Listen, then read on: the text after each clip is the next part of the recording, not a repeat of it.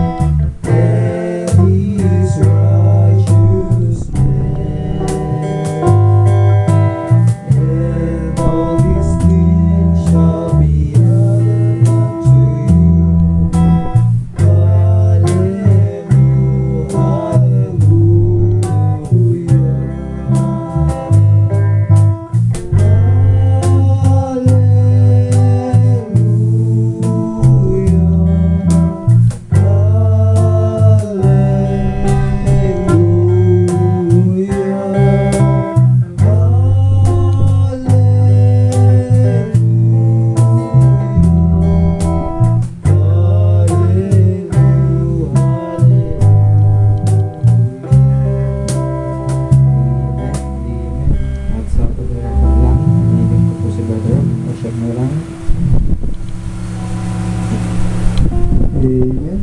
Tayo manalangin. Dakilang Diyos sa magparang mga Panginoon. Maraming salamat muli Lord sa araw at araw na pinagkagawa sa amin Panginoon. Sa buhay, kalakasan, pag-ingat sa bawat isa Panginoon. Sa paggabay Lord sa isang linggo na taon Panginoon. Lord, maraming salamat din po Lord sa mga blessings sa tanggap namin Panginoon. Bagamat maraming pag-uulang Panginoon, pagkakasala sa inyong harapan Panginoon. Lord, hindi ka nagkulang sa amin Panginoon. Pinupuspusan mo lahat ng pangailangan namin Panginoon. Lord, sa umagang ito, ikaw ang panauhin namin Panginoon. Ikaw ang makita sa umagang ito at hindi ang tao Panginoon. Pagkus pagtao, titignan ng tao Panginoon ay wala itong magagawa. Pagkus Lord, kayo ang may magagawa sa lahat ng oras Panginoon. Lord, sa iyo na kami umaasa Lord. Nagtitiwala. Nagpapasalamat Lord at pinataas ng iyong pangalan sa dakilang pangalan ng Panginoon sa Kristo. Amen. Amen. Tayo po ay magpatuloy na sa ating gawain sa pag-aawitan. Awitin po natin ang awit na sa ating walang hanggang sa sangka.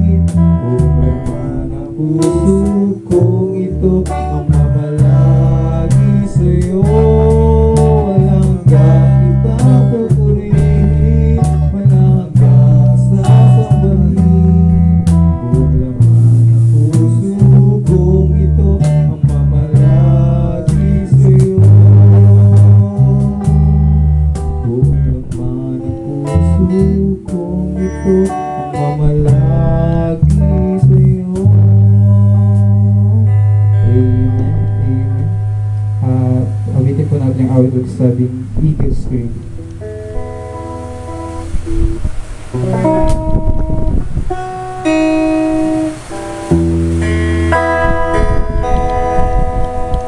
All my life I search for the truth. I struggle deep inside.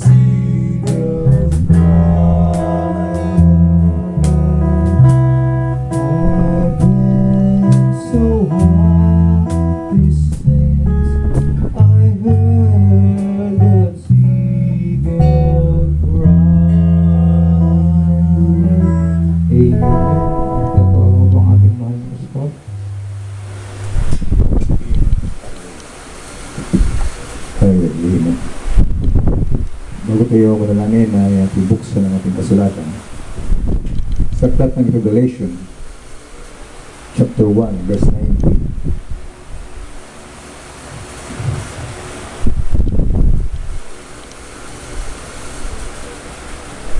Write these things which thou hast seen, and the things which are, and the things which shall be hereafter. Ang Diyos po magpala sa bawat natin kinabasa at ito yung manalangin. Lord Diyos, buli kami salamat Panginoon sa umagang ito, sa linggo nito Panginoon ay pinagkaloob sa amin. Nakilain ka at salamatan sa lahat ng mga bagay na ito Panginoon. Ikaw Panginoon ay siya po patuloy na nagkaloob ng pagpapala, biyaya, katugunan sa pangailangan sa buong nagdaang araw. Salamat Panginoon sa mga pag-iingat mo bawat maglalakbay sa lahat ng bagay Panginoon ay nariyan ka, hindi ka nagpabaya sa bawat isa sa amin.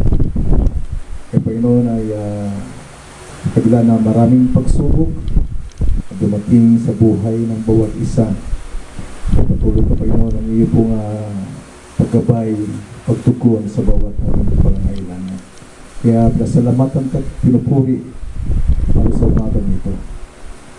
Kaya Diyos, muli kami ay humingi ng kapatawaran sa bawat naming pagkukulang, sa bawat naming kalabisan sa iyo.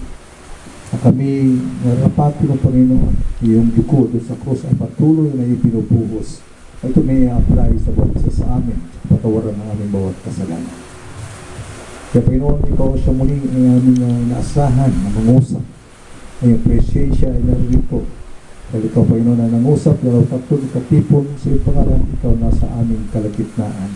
Kaya kailangan po ka, maraming Panginoon na ikaw po ay aming nasa aming harapan, sa aming presensya upang ikaw siya maghayag sa bawat salita mo.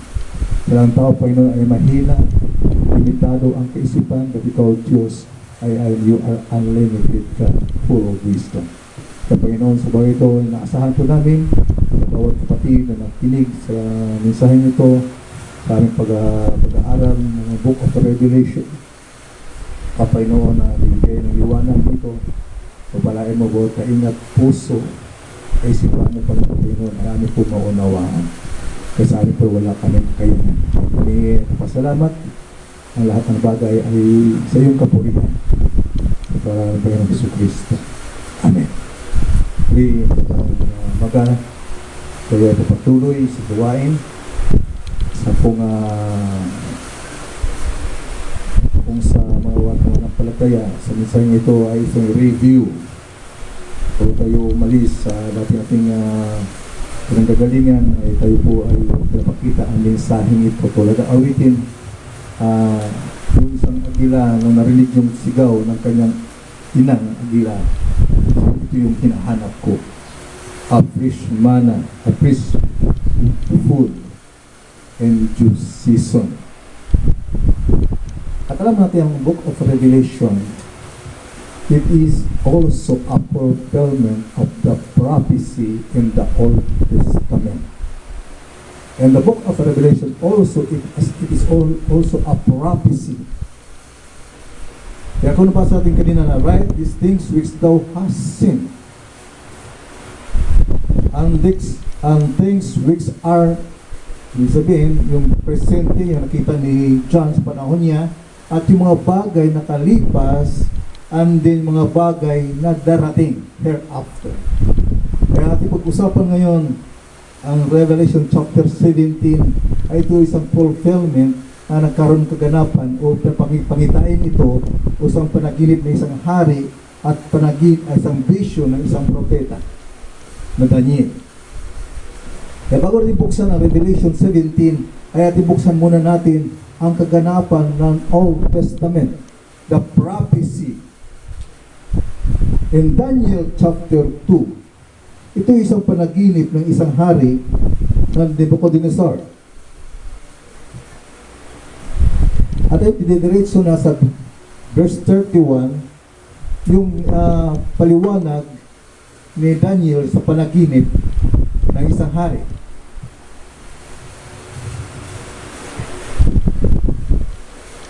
chapter 2 ng Daniel, verse 31 hanggang 33. Sabi niya, Thou, O King, sawest, and behold a great image. This great image, whose brightness was excellent, stood before thee, and the form thereof was terrible. Yung larawang ito ay terribling larawan, sabi niya. Excellent. Verse 32, this image head was of fine gold. Ito pala isang larawan na isang tao. Then the image head, ang ulo daw nito ay purong ginto. His breast and his arms of silver. Kaya yung dibdib niya, tingnan yung mga kamay, ay silver. His belly and his thigh, sabi yung tiyan niya at yung hita niya, of brass.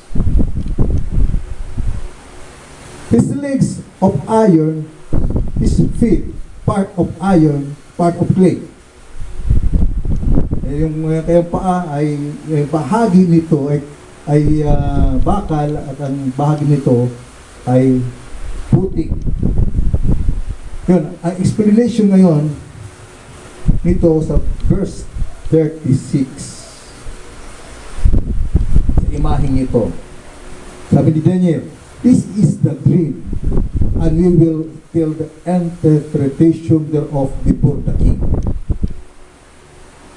Thou, a king, art a king of kings, for the God of heaven hath given thee a kingdom, power, and strength, and glory. Ibig sabihin pala yung nakita niya yung ulo, yung kanyang great image, yung head na ito ay si King Nebuchadnezzar. Yan. Thou a king art a king of kings, for the God of heaven hath given thee a kingdom, power, and strength, and glory. Sabihin, si Nebuchadnezzar ay maging hari ng isang empire. 38, and wheresoever the children of men dwell, the beasts of the field and the fowls of the heaven hath thou given into thine hand. Sabihin, nagkaroon ng authority, and hath made the ruler over them all. Thou art this head of gold. Kaya pinapaliwanag ngayon ni Daniel na ikaw yung ulo na ginto, King Nebuchadnezzar. And after this shall arise another kingdom. Kingdom means empire, paghahari. At ang empire ay ibig sabihin nito, a group of states or countries under a single supreme authority. Kung ulitin yun, about empire. Empire means a group of states or countries under a single supreme authority. Kaya po naghahari nito ay mga king or emperor. Yeah, yung thou art this head of gold, that is King Nebuchadnezzar. And after thee shall arise another kingdom, inferior to thee. And another, ito po yung kasunod ay mayroong tatayo uli na kaharian. Pagkatapos ni King Nebuchadnezzar ay may tatayo uli na isang kaharian. Then another third kingdom of brass, which shall bear rule over all the earth. Ibig sabihin, ang ito palang pinapakita sa kanila, yung maghahari sa buong mundo. Verse 40, and the fourth kingdom shall be strong of iron.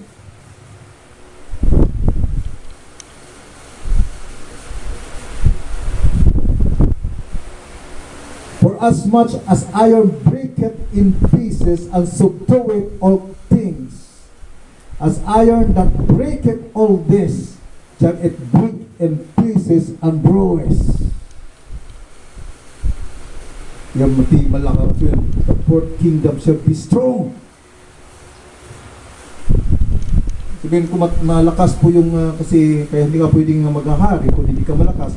Mas malakas po yung fourth kingdom. Break it in pieces and subdue it all things, and as iron that break it all this, shall it break in pieces and bruise. 41.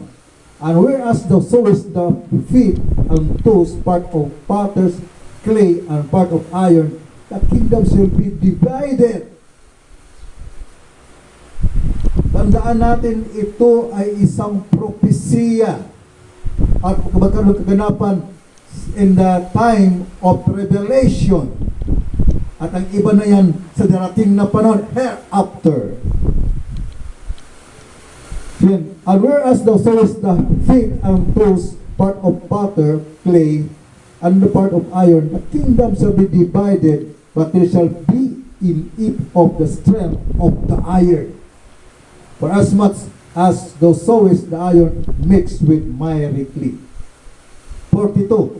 And as the toes of the feet were part of iron and part of clay, so the kingdom shall be partly strong and partly broken.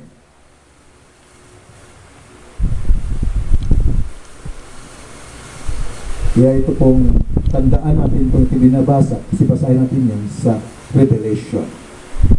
Tingin ko, and as the toes of the feet were part of iron and part of clay, so the kingdom shall be partly strong and partly broken. 43. And whereas thou sawest iron mixed with miry clay, they shall mingle themselves with the seed of men, but they shall not cleave one to another, even as iron is not mixed with clay. Sabihin ito nagsasama pa ng dalian, but hindi sila nagtatagal dahil hindi pwede magsama ang bakal at yung putik. Toes, ibig sabihin, 10 ang daliri niyan. 5 sa kaliwa, 5 sa kanan.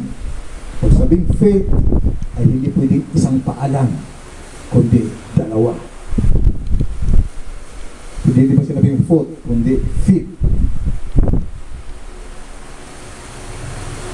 Kapag makita ko si Pahapyaw, kung makita ninyo, ang tinutukoy na the first empire dito ay the Babylon Empire. Ang hari nito ay sa King Nebuchadnezzar. After King Nebuchadnezzar ay muli nagkaroon ng empire, that is a Persian Empire na pagkakaharian ni Cyrus. And then kasunod niyan ay ang Grace Empire na pinamunuan ni Alexander. And then yung pang-apat, the fourth kingdom shall be strong as iron. That is represent Roman Empire. Now, buksan natin ngayon ang vision ni Daniel. Dahil itong pagitayang ito, kahawi. Ang imahen kaiba, but ang larawan, ang tinutukoy dito ay pareho ding empire. Kaharian. Sa Daniel chapter 7, ay si Daniel nagkaroon ng pangitain. Chapter 7, mula sa verse 1 hanggang 4. Then, ituloy natin yan hanggang 8.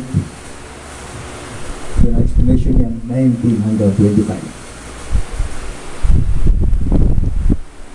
In the first year of Belshazzar, king of Babylon, Daniel had a dreams and visions of his head upon with his bed. Then he wrote the dream and told the sum of the mothers. Then he spake and said, I saw in my vision by night, and behold, the four winds of the heavens strewed upon the great sea. Great sea. And four great beasts came up from the sea. Doon sa Revelation, yung dagat ang tinutukoy ay tao. Napatatanda natin doon nakaraang linggo na yung dagat ang tinutukoy ay multitudes, people, and tongues. Sabihin, ito ay tao, maraming tao din mga wika. Sabihin, the four great beasts came up from the sea, diverse one from another. The first was like a lion and had eagle wings. I beheld till the wings thereof was black, and it was lifted up from the earth, and made stand upon the feet as a man. And a man's heart was given to it. And behold another beast, a second like to a bear. And it raised up itself on one side, and had 3 ribs in the mouth of it between the teeth of it. And it does, and said thus unto it, Arise, devour much flesh. Kaya kukunin mo lahat ng laman. Kaya ito yung pangalawa. After the first kingdom, ay ito yung pangalawa. Hayop. Then, verse 6, after that I beheld another like a leopard, which had upon the back of it 4 wings of a fowl, the beast, and had also 4 heads, and dominion was given to it. Another beast. Kaya na lion, then leopard, kasunod ay bear, then leopard. 7. Then after this I saw in the night visions, and behold a fourth beast, dreadful and terrible. Kung napansin natin doon sa binasa kanina sa chapter 2 ng Daniel, yung panghuli ay mas malakas. Dito naman sa ating nabasa sa verse 7 ng chapter 7 ng Daniel, and this I saw in the night visions, and then a fourth beast, dreadful and terrible, and strong exceedingly, and it had great iron teeth. Mulit, nabanggit uli yung iron. It devoured and break in pieces, and stamped the residue with the feet of it. And it was diverse from all the beasts of brought before it, and it had 10 horns. Mulit, nabanggit yung 10 horns. Kaya ating binasa ito, dahil itong 10 horns na nakasulat sa Revelation chapter 17, verse 3. Upang natin na yung ugnayan ito sa chapter 2 ng Daniel at chapter 7 ng Daniel, ay may kaugnayan ito sa Revelation chapter 17, verse 3. I considered the horns, and behold, there came up among them another little horns, before whom there were 3 of the first horns plucked up by the roots, and behold, in these horns were eyes like the eyes of men, and a mouth speaking great things. Sabihin, and behold, in these horns were eyes like the eyes of men, and a mouth speaking great things. And behold, till the thrones were cast down, and the ancient of days that sit whose garment was white as snow, and the hair on his head like the pure wool. His throne was like the fiery flame, and his wheels as burning fire. Dito ko sa verse 9 ay ang ating Panginoon. Hanggang 8 lang tayo. Then, ang interpretation din sa 19 hanggang 25. Taas po natin sa 7 verse 16. I came near unto one of them that stood by, and asked him the truth, all of this. So he told me and made me know the interpretation of the things. Kaya kapag ikaw propeta, ang lahat ng bagay ay ipapahayag sa iyo ng Diyos. So mulit yung sinasabi niya, I came near unto one of them that stood by, and asked him the truth of all this. So he told me and made me know the interpretation of the things. Sabihin, paunawa. This great beast, which are four kings, which shall arise out of the earth. Niliwanag. This great beast, yung lion, the bird, the leopard, and the four beasts. So this great beast which are four kings which shall arise out of the earth. Ang tinutukoy niya, si Nebuchadnezzar, si Cyrus, si Alexander, at si Julius Caesar. The kings. But the sons of the Most High shall take the kingdom and possess the kingdom forever, even forever and ever. Ang isa, prophesy. Pagkatapos niya itong four kings na maghahari, ay darating din yung mga banal. Ay siya mag-take the kingdom and possess the kingdom forever after sa millennium. 19. Then I would know the truth of the four beasts, which was diverse from all the others, exceeding dreadful, whose teeth were of iron, and his nails of brass, which devour break in pieces, and he stamp the residue with his feet. 20. Ang tinutukoy niya yung pang-apat na hayop. 20. And of the 10 horns that were is the head, and one of the other which come up, and before whom the three fell, even of that horn that had eyes and a mouth that speak very great things, who look was more up was stout than his fellow. 21. I beheld, and the same horn did war with the saints and prevail against them. 21. That is Revelation chapter 17 verse 4. So I beheld, and the same horn made war with the saints and prevailed against them. So pinatagumpay itong mga horns na daming pinatay in the dark ages, 68 million Protestant Christian. 22. Until the onset of this came, and judgment was given to the saints of the Most High, and time came, and the saints possessed the kingdom. Pagpati ang panahon, ang pag-ating ang Panginoon ay maghahari nga sila, ay yung kingdom ay maghahawakan ng ating Panginoon. 23. Thus he said, the fourth beast shall be the fourth kingdom.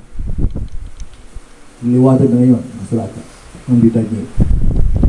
Thus he said, the fourth beast shall be the fourth kingdom upon earth, which shall be diverse from all kingdoms, and shall devour the whole earth, and shall tread it down and break it in pieces.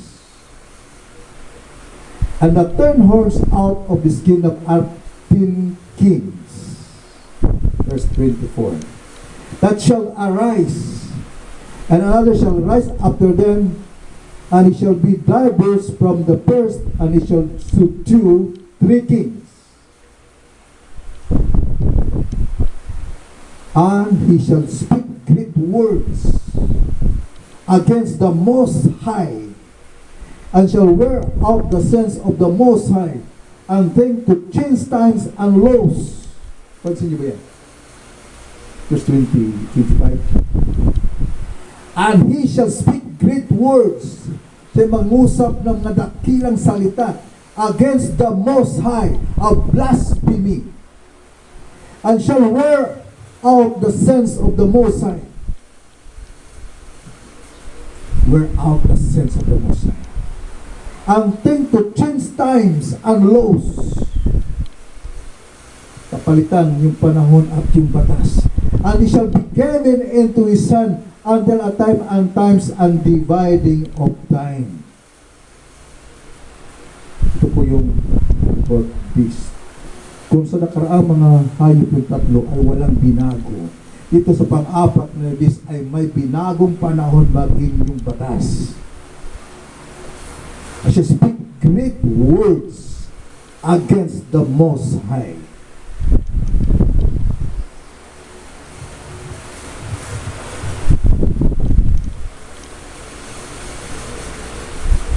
Isang propesiyang darating. So, balikan natin ngayon Revelation chapter 17. At huwag yung alisin sa isipan ninyo itong mga ating binasa dahil ito yung muling babalik mamaya. The Revelation is the book, It's the last book of the New Testament.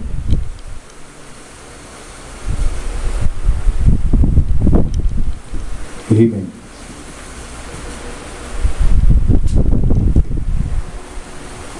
At yun nilabuksan nakaraan.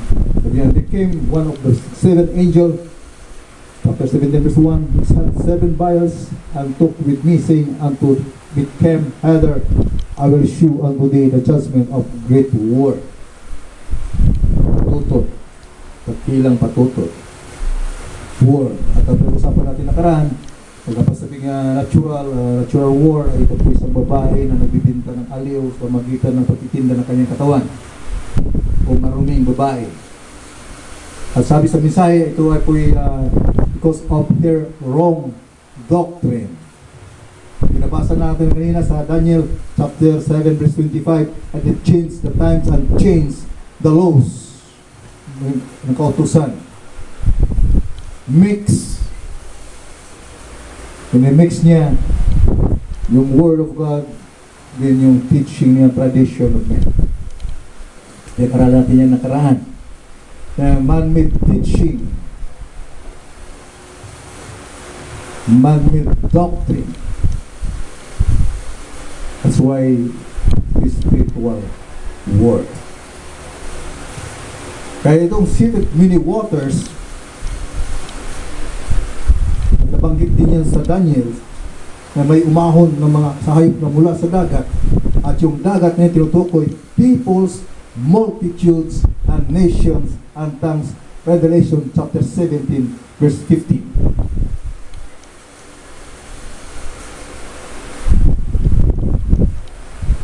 Then sa verse 2, with whom the kings of the earth have committed fornication, and the inhabitants of the earth have been made drunk with the wine of her fornication. With whom the kings of the earth have committed fornication. Bakit kaano kadali na malinlang ang bawat bansa o mga hari sa bansa kung ito ay hindi mabuti ang kaila pong na-introduce? So they proposed a very enticing scheme to the world, seemingly of a worthy cause to promote global peace.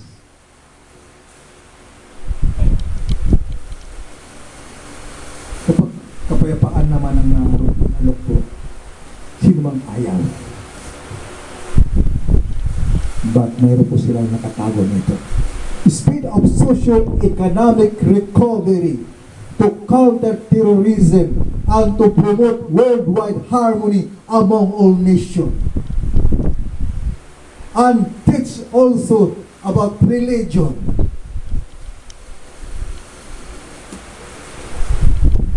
Peace.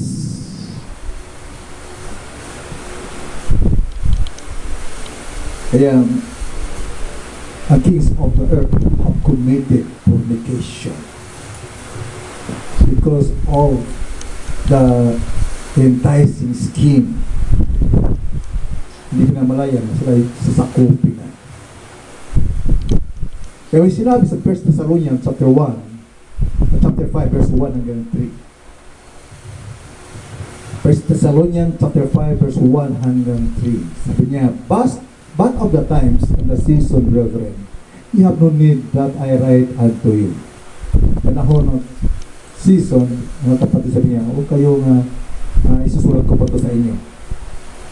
Sabi ni Pablo, hindi ko na kailangan isulat sa inyo. Bakit? Kapag ikaw anak ng Diyos, ang lahat ng bagay ay ipapakita ng Diyos sa iyo. But of the times and the season, brethren, ye have no need that I write unto you. For yourself know perfectly. For yourself know perfectly that the day of the Lord cometh as a thief in the night. Verse 3. And when they shall say peace and safety, sabihin kapayapaan, katiwasayan, then suddenly destruction cometh upon them. As travail upon woman with child, and shall that escape. Peace suddenly biglang pagkawasak, biglang suddenly destruction. Nung buhay pa si John Paul II, siya po he got gone to Israel in month of April 2000 to meet with a Jewish rabbi. Anong purpose? Then the Muslim world and they then asking them for reconciliation and to meet ready for the great gathering and consolidation of political, religious, and economic force of the world. Yung pakay niya. Kaya pumunta siya doon sa Israel at doon nakita niya na kailangan natin magkaroon ng kasunduan, reconciliation. At hindi yan natatapos. At although nagkaroon sila ng pag-uusap, maging yung Muslim countries. Ngayon, sa ating panahon today, Pope Benedict XVI is working hard for the inevitable unity. Sabihin, hindi maiwasang pagkakaisa among Catholic, Protestant, Mohammedans, and all to set up the final stage of the great apostasy. Alam natin, nakita natin sa YouTube na may mga Protestant denomination, Protestant leaders na kipagkasundo na sa Rome.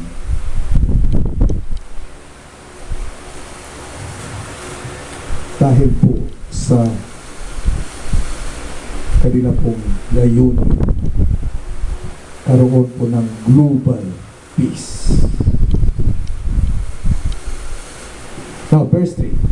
So he carried me away in the spirit in the wilderness, and I saw a woman sit upon a scarlet-colored beast. Scarlet-colored beast.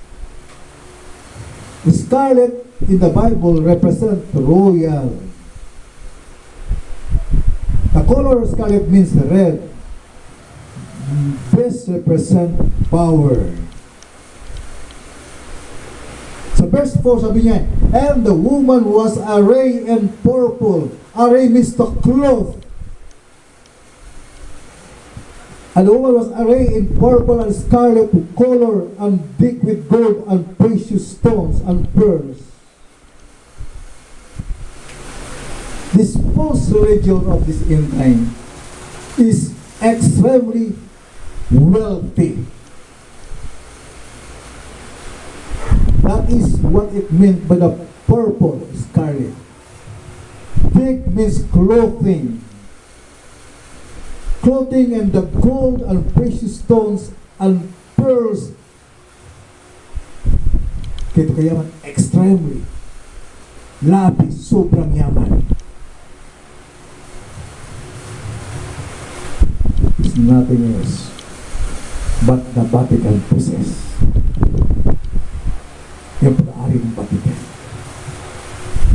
Rome almost owns the gold of the world. At parang kayamanan sa mundo, yung gold, halos hawak. Rome was acquired nearly all the supplies of gold. And the Jews helped the bands and all the peoples. Kaya mayroong World Trade Center at mahala doon ay mga Jews. Sino ang hawak ng mga papilis documents ng kayamanan ng mundo. But ang Rome ang siyang hawak ng ginto. But, alam niyo ba, at the right time, the harlot will destroy the present money system by calling in all the people and demanding gold. With no gold, the system falls. Pag walang ginto, ang system ay babagsak. That's why the Jews will be trapped and come into alliance, and the harlot church will take over the whole world. Pag dumating yun, kapag gagawin na yan, ang kaaway, kapag ang Jews makatrap dahil ang lahat ng bagay ay hindi nasa papel kundi through system. Pag nangyari yun, pilitan ang Jews na magkipagkaisa. Yan ay katuparan sa Book of Daniel chapter 9 verse 27.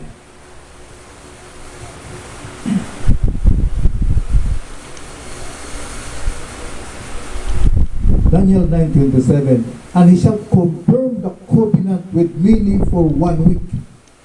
And in the midst of the week, he shall cause the sacrifice and the oblation to cease, and for the overspreading of abomination, he shall make it desolate, even until the consummation, and that determined shall be poured upon the desolate. And he shall confirm the covenant. Magkaroon silang kasunduan. But alam niyo ba, ang kasunduan yan ay sisirain. In the midst of the first seal, so now, when you get the money under control, kapag alliance na yung Israel, ang lahat ng bagay ay hawak na nila ngayon. Now, when he gets the money all under control, then he'll break this covenant with the Jews. As Daniel here said, he would do it in the midst of the last half of the 70 weeks of Daniel. In the midst of the last half of the 70 weeks of Daniel. He'll have all of the world trade and commerce a pact with the world. Because he holds the wealth of the world completely. Pag naganap yun, pag nasira na at hawak na nila lahat ang mga dokumentong ito, ay hawak na nila ang kayamanan ng buong mundo. Yeah. He holds the wealth of the world completely. And during the time when the two prophets will rise on the scene and call that 144,000. So yung Revelation chapter 11 verse 113. Yung dalawang prophets. Basahin natin yan para kita po natin ang tinutukoy ng Biblia niya. Sabi niya, and there will give in a real verse 11, chapter 11 verse 1. Ay, iba ba na sa verse 3? Sabi niya, and I will give power unto my two witnesses, and they shall prophesy 1,203 days, clothed in sackcloth. Sabi na,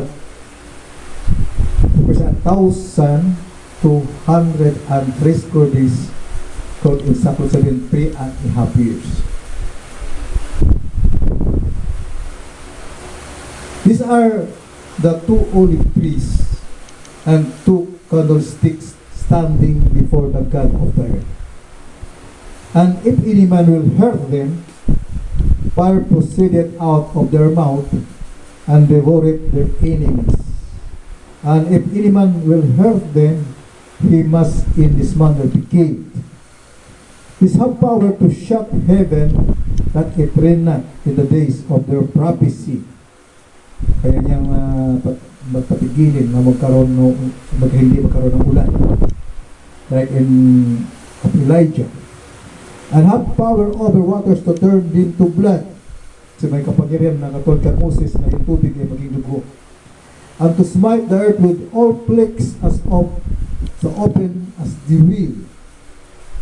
And when they shall have finished their testimony, the beast that ascended out of the bottomless pit shall make war against them, and shall overcome them and kill them. And their dead bodies shall lie in the streets of the great city, which spiritually is called Sodom and Egypt, where also our Lord was crucified. Verse 9, and they of the people and kindreds and tongues and nations shall see the dead bodies 3 days and a half, and shall not suffer their dead bodies to be put in graves. Sabi yung bangkay na ito ay hindi na pinintulutang ilagay sa libingan. Then, and they that dwell upon the earth shall rejoice over them, and make merry, and shall send gifts one to another, because these two prophets tormented them that dwell on earth. And after 3 days and a half, the Spirit of life from God entered into them, and they stood upon their feet, and great fear fell upon them which stood them. Verse 12. And they heard a great voice from heaven saying unto them, Come up hither. And they ascended up to heaven in a cloud, and their enemies beheld him. Kaya nagkaroon ng rapture. Itong two prophets ay na-rapture in the verse 12. 13.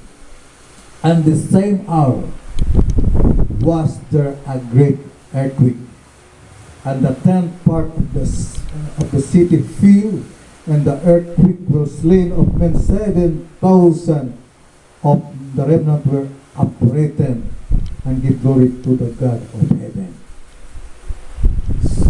Pinakita po natin dito, ito yung panahon ng two prophets. At tawagin nila yung 144,000 Jews sa Revelation chapter 7. Yun ay hindi sa Gentiles yan. Yung 144 yun ay patungkol sa mga Jewish, sa Israelites. Sila ay tatawagin these two prophets in Revelation 11. Patuloy ko pagbasa. So yan. Will rise in the sin and call the 144,000. Then the mark of the beast of Revelation 13 will sit him. Ano yun? Revelation 13 verse 16, 17. He causeth all, both small and great, rich and poor, free and bond, to receive a mark in the right hand or in the foreheads, and that no man might buy or sell save he that had the mark of the name of the beast or the number of his name. He causes all, both small and great, rich and poor, free and bond, to receive the mark of the right hand or in their foreheads, that no man might buy or sell save that had the mark or the name of the beast or the number of his name. Bakit kaya niya i-control? Because he hold all the commerce, trade, and everything of the world. And what will take place then? The mark of the beast will come in. And no man can buy or sell except him that has the mark of the beast. Hindi ka makabili. But, puri ng Panginoon, dahil ang kasunod na paragraph sa salitang God, the church will be enjoying a great 3.5 years in glory. I won't have to go through that. Kaganapang ito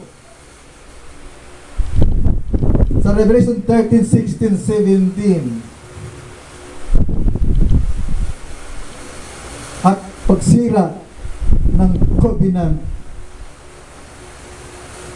at kaganapan ng Great Tribulation sa mundong ito, ang bride ay alisin na tayo dito. In the message of exposition of the seven church ages, sabi niya, furthermore, the elect will not only be kept, hindi na tayo iniingatan, but in these moves becomes the image erected to the beast. The saints will be gone in the rapture. Alisin tayo dito.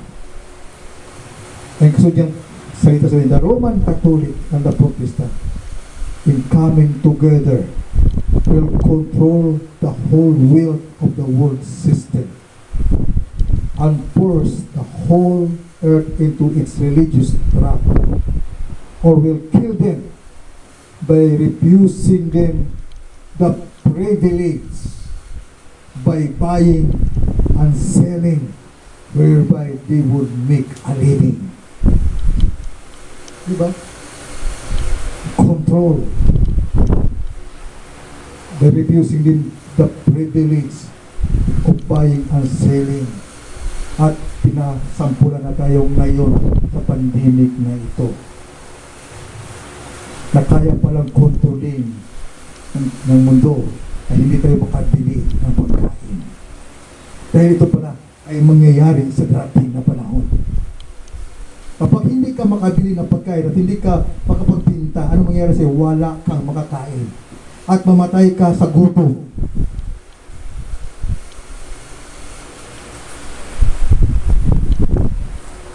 Ulitin ko sinasabi dito. The Roman Catholic and the Protestant is coming together will control the whole world of the world system and force the whole earth into its religious trap, or will kill them by refusing them the privilege of buying and selling, whereby they would make a living. Kaya ito na po ang nangyari sa ating panahon ngayon. Sa sampula na. Kaya may doon sa niya, after COVID-19, what's the next?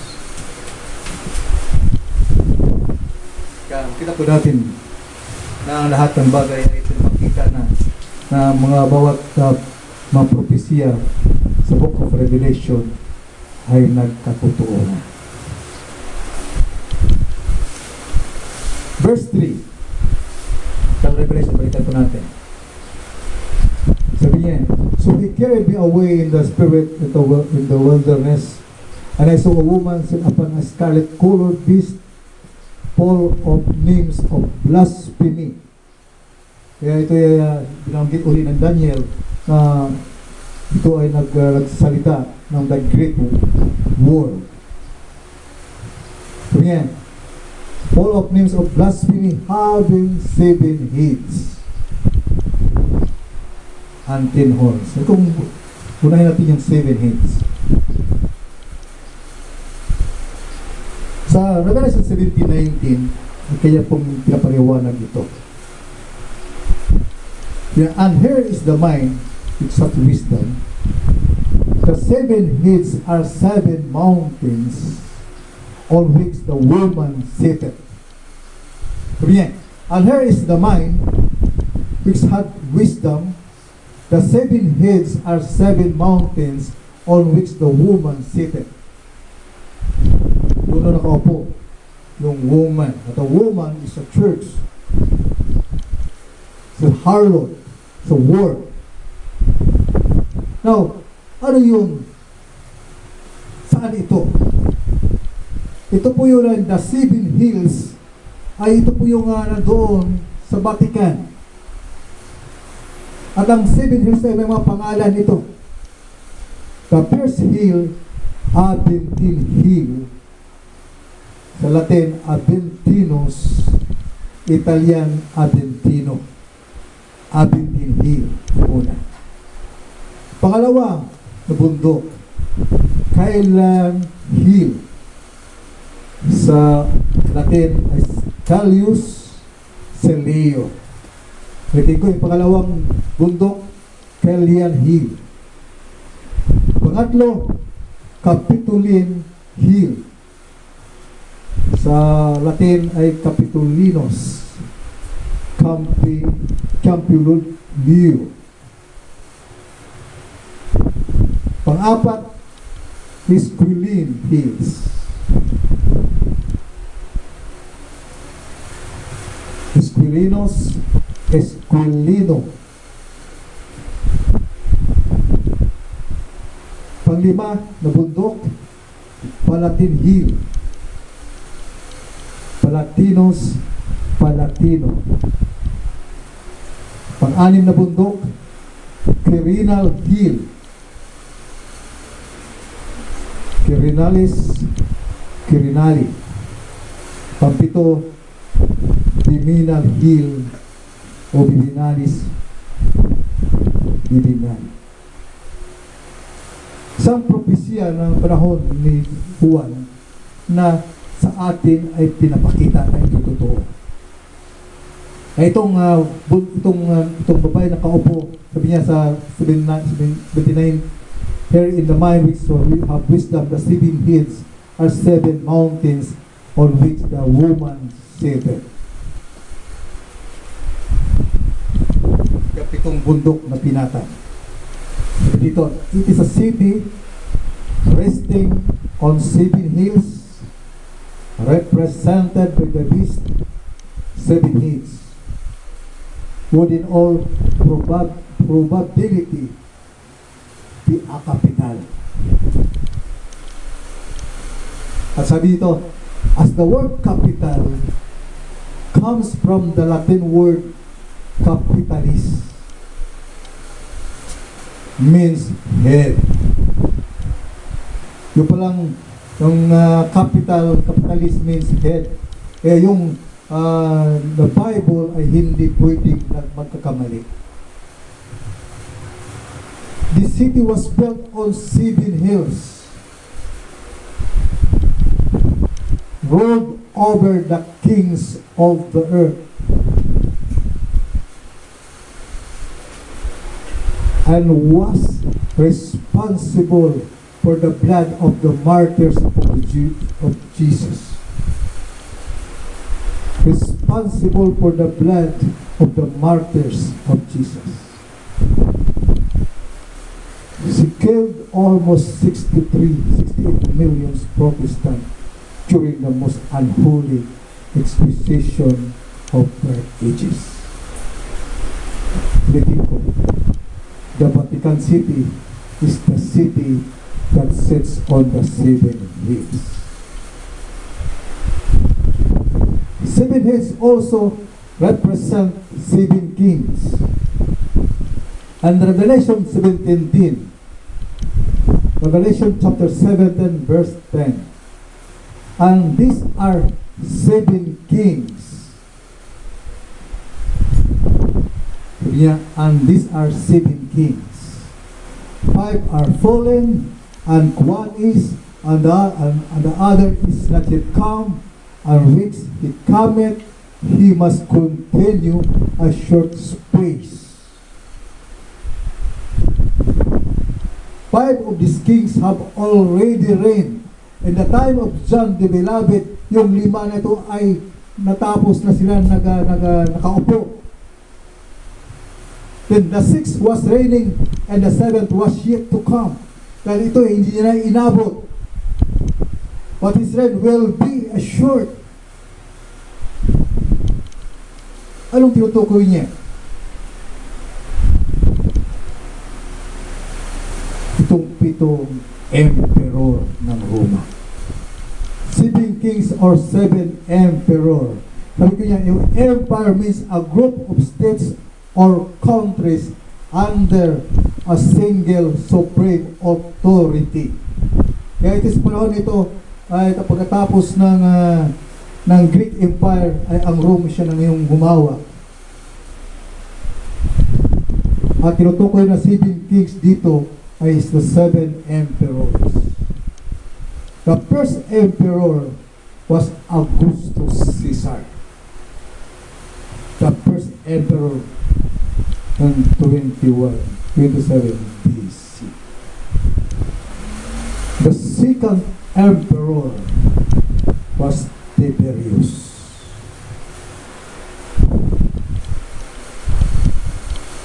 He was the stepson of Caesar Augustus.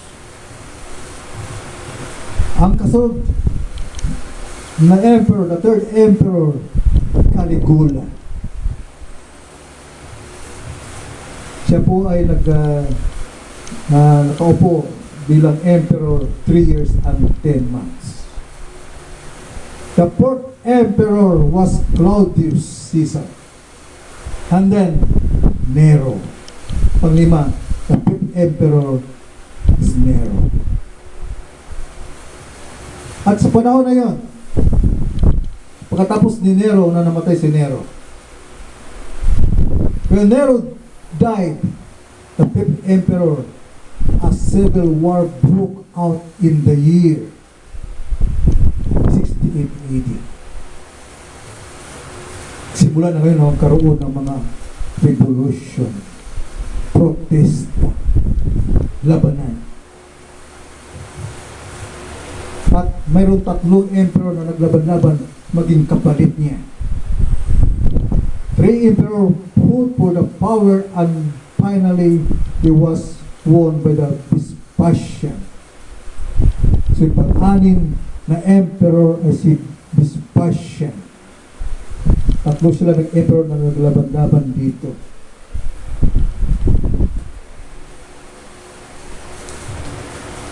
At sa panahon na yun, the absolute power of Rome, capital of the empire, was weakened over time. Dahan-dahan humihina na ngayon ang Roma. At ang ginagawa nila, sabihan between 235 and 380, Rome only priority was to defend its borders from the continuous attack by the barbarians after from the Sassanians from Persia. So dahan-dahan humihina na ang Roman Empire. As consequences of this constant war, the army was very expensive to maintain, and thus the empire become crippled with debt. Sabihin dahil po sa mga labanan na yan ay nanghihina. Tampakan po sila ng utang dahil dyan. Kaya sabi dito, kaya yung pang-pito ay si Titus. Kaya sabi dito na isa'y maghahari na panandalian lamang. The 6th was reigning and the 7th was yet to come, but his reign will be short. Maikli, 2 years. 2 years lang ang kanyang pag-upo as ang emperor si Titus. At ang kasunod ay number 8 ay Domitian, an 8th emperor. He was the younger brother of Titus. At dito, pabagsak na yon ang Roman Empire. Anong ginagawa niya? Ang si Constantine doon sa western siyang side, kaya sabi nga ng ating binabasa, ay nahati ito, ay pumasok ngayon si Constantine the Great, nagpatawag ng lahat. At sa pagtawag niya, ng lahat ng nagkaroon ng pagpupulong. At dito ay nagkakaroon ng mga ang buong mundo. Pero ang emperor ng pumasok ng lumabas na ito ay naging kaiba na. Sabi dito sa verse 11 of Revelation 7:11, and the beast that was and is not, even he is the 8th and is of the 7th and goeth into perdition. It was after the reign of the 8th emperor that pagan Imperial Rome shifted to Papal Rome. The people of the world will wonder. Dahil dito, nagugulat ang buong mundo.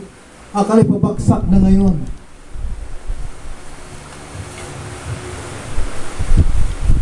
Ba't nag-iba ngayon ang takbo? Sa Revelation chapter 17 verse 8, sabi niya, the best that the sowest was and is not, and shall ascend out of the bottomless pit, and go into perdition, and they that dwell in the earth shall wonder, that dwell and earth shall wonder whose names were not written in the book of life from the foundation of the world. When they behold the beast that was and is not and yet is, will wonder and be surprised at the reappearance of this emperor. After being dead, his power is resurrected in the form of papacy. Nung pag-ahon. And Revelation chapter 13 verse 3 and 5. And I saw one of his heads and his were wounded to death.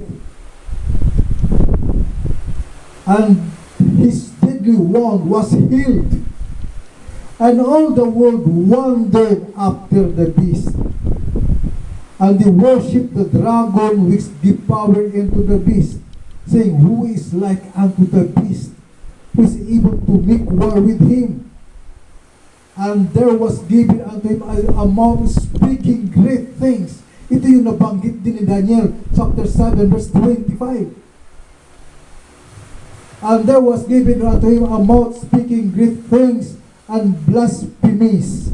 And power was given unto him to continue 40 and 2 months. 3.5 years. Kapare-pareho doon sa Daniel.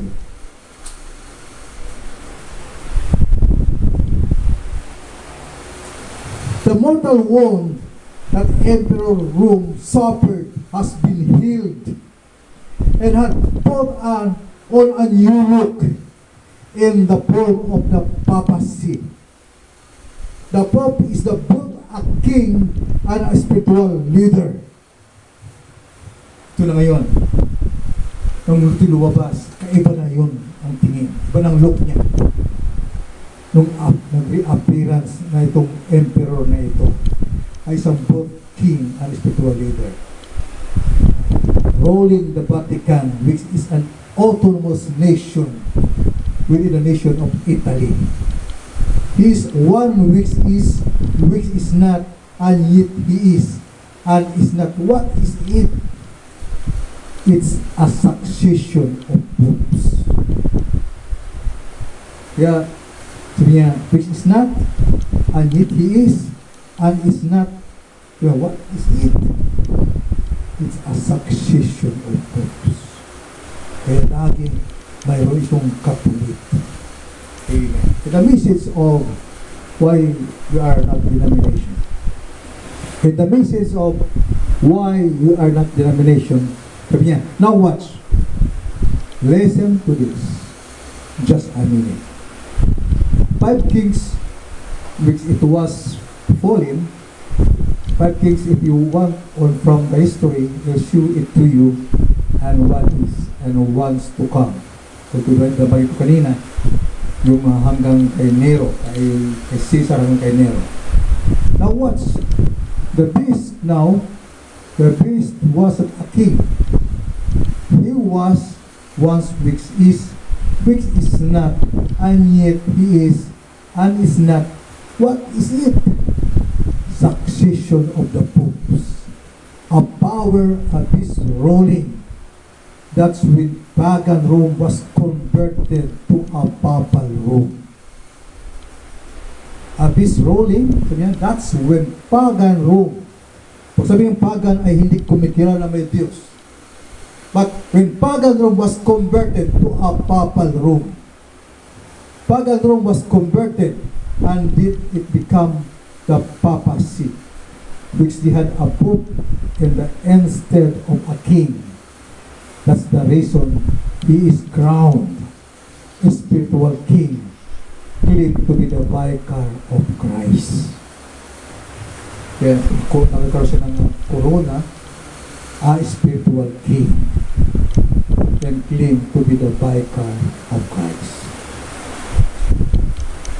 Now, doon natin binasa sa verse 3 na 17, sabi niya, 7 hands and 10 horns. 10 horns. Sa Revelation chapter 17, verse 12, 13, the explanation about 10 horns. And the 10 horns which thou sawest are 10 kings, which have received no kingdoms as yet, but receive power as kings 1 hour with the beast. So sabihin, but receive power as kings 1 hour. So time ang tinutukoy dito with the beast. With the time with the beast. Is of one mind. One shall give their powers and strength. So there, give their power and strength. Sabihin, the support into the beast. According to the Strong or the Hebrew lexicon, the first meaning of horn is a symbol of power. Horn means power. And horns in the Bible represent powers and kings with kingdoms. The Bible represents powers and kings with kingdoms. The 10 horns in the above scripture refer to the 10 powerful nations that will be under Rome control in the end time. The 10 horns in the above scriptures refer to the 10 powerful nations that will be under Rome control in the end time, especially during tribulation period. Ito pa yung mangyari in the tribulation period. The beast 10 horns with crowns represent 10 kings who not yet risen to power will be appointed as kings for a brief moment to reign with the end time. Pope, king, as allies, I will give their power and authority to control the world's religions, politics, economy, and military. The Pope will have the power of this nation to support him and enforcing the agenda of one world religion and a one world government.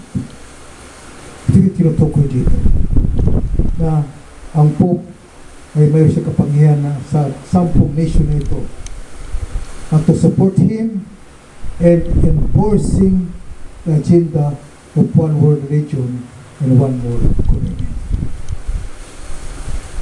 Kaya yung Pope na siya magkaroon ng paghahari. At hindi na malaya ito ng tao na tayo pala ang mundo ay nakaroon na ng 10 magnum regions in the world. Yung mga regions. And the majority of the people in the world today are unaware that our world was already divided into the 10 magnum regions. These are referred to as kingdoms. 45 years ago, the United Nations formulated the Charter, and by gradual process of regionalization, we have outlined the eventual regionalization of the planet today. And the UN was successfully in moving and placing nations through regionalization into a future one world government. Into a future one world government. And the 10 magnum regions are Region 1, USA, Canada, and Mexico. Think of Region 1, USA, Canada, and Mexico. Region 2, Western Europe. Region 3, Japan. Region 4, Australia and New Zealand. Region 5, Eastern Europe. Region 6, Latin America. Region 7, North America and Middle East. Region 8, mainland Africa. Region 9, North and Southeast Asia. Region 10, Central Asia. Today there are some move, alam niyo ba, hindi alam ng tao ito. Na ito po ang kaganapan sa ngayon. Kaya dalangin po natin. Ang mga bagay na ito ay ang lahat na kasulat sa kasulatan ay magkaroon ng kaganapan. Kaya bawat isa ating pinag-ahanda sa ating pong kapanahan. Dahil mahaba pa ito ay ito lang muna tayo. At dalangin po natin sa sunod linggo, patuloy po natin ang ating pong pag-aaral. Kaya muli kayo manalangin na kilang Diyos, muli kami pasalamat. Balik na papuri sa iyo sa pag-aaral po ito. Ito pala yung tulong po sa amin, pwede po na maging handa sa kaganapan ng mga aral na ito. Ito yung kapoy na saan po namin na mag-ingat sa bawat isa, sa bawat po ng palataya. Ang panahon ay napakalapit na yung pagpapari ito. Dahil po ng lahat ng bagay ay nagkaroon ng kaganapan. Kaya muli, kayo pasalamat. Ang kapoy sa iyo lamang at sa parang si Kristo. Amen. Maraming salamat sa ating Panginoon sa mensahe na tinatanggap sa umaga ito. At sa pagtatapos ng gawain ay awitin po natin yung awit ng sabi ng tanging atin.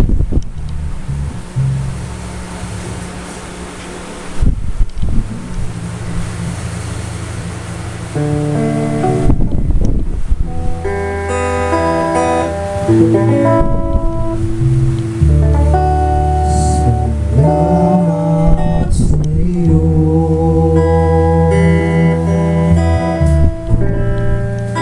aking Panginoong Jesus. Ako'y ibibig mo,